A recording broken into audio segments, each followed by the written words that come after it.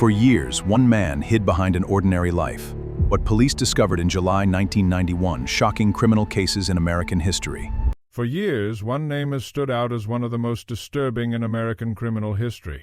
Behind an ordinary appearance was a man hiding terrible crimes that shocked the world. But how did Jeffrey Dahmer avoid capture for so long, and what finally brought his crimes to an end? Jeffrey Dahmer was born on May 21, 1960 in Milwaukee, Wisconsin. During his childhood, his family moved several times, and his parents' marriage became increasingly difficult. Friends and classmates later described him as quiet and socially isolated. As he grew older, he struggled with alcohol abuse and had trouble maintaining relationships, education, and steady employment. His first known victim was killed in 1978, shortly after Dahmer graduated from high school. After that crime, years passed before authorities connected him to any serious offenses. During the 1980s, Dahmer lived in different places, including Ohio and Wisconsin. He was arrested several times for unrelated crimes, including indecent exposure and later for sexually assaulting a minor in 1988. Despite these convictions, he eventually returned to the community after serving relatively short sentences. Between 1987 and 1991, Dahmer committed a series of murders, mainly in Milwaukee. Many of his victims were young men, and several came from vulnerable communities. Families reported loved ones missing, but many disappearances remained unsolved. At the time, investigators did not realize that the cases were connected. As the number of missing persons grew, opportunities to stop Dahmer were unfortunately missed. One of the most discussed incidents happened in May 1991. A young teenager managed to escape from Dahmer's apartment and was found by concerned neighbors, who contacted police. Dahmer convinced the responding officers that the situation was simply a domestic dispute. The teenager was returned to the apartment and the officers left. The incident later became one of the most criticized failures in the investigation, raising serious questions about police judgment and procedures. Everything changed on July 22, 1991. A man named Tracy Edwards escaped from Dahmer's apartment while wearing a handcuff on one wrist. He flagged down police officers and explained that a man had threatened him. The officers escorted Edwards back to the apartment to investigate. Inside, one officer noticed a drawer containing photographs that appeared to show human remains. Realizing the seriousness of the situation, the officers attempted to arrest Dahmer. He briefly resisted but was quickly taken into custody. A thorough search of the apartment uncovered overwhelming evidence that linked him to multiple murders. Investigators found personal belongings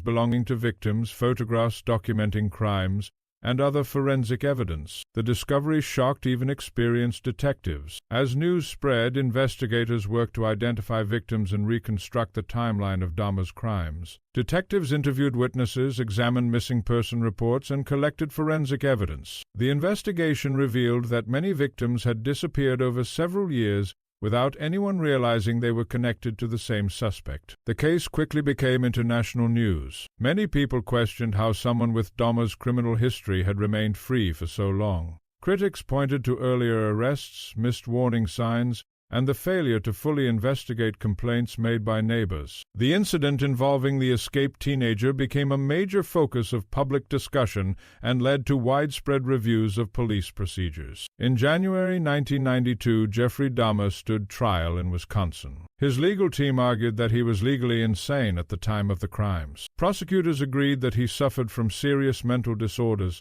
but argued that he understood the difference between right and wrong. After hearing weeks of testimony from experts, investigators, and witnesses, the jury rejected the insanity defense. Dahmer was convicted of 15 counts of murder in Wisconsin and received 15 consecutive life sentences. Later, he pleaded guilty to another murder committed in Ohio, bringing the total number of known victims to 17. The court concluded that he would spend the rest of his life in prison without the possibility of release. While serving his sentence at the Columbia Correctional Institution in Wisconsin, Dahmer was assigned to work alongside other inmates. On November 28, 1994, he was attacked by another inmate and died from his injuries. His death ended one of the most notorious criminal cases in American history, but it did not erase the pain experienced by the victims' families. Today, the Jeffrey Dahmer case is studied by criminologists, psychologists, law enforcement professionals, and historians. It remains a reminder of the importance of properly investigating missing persons cases,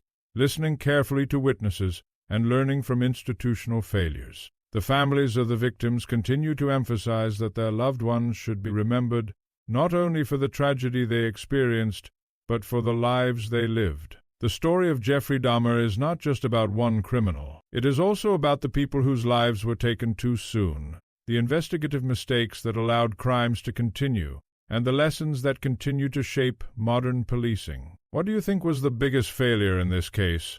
And what changes could have prevented more lives from being lost? Share your thoughts in the comments below.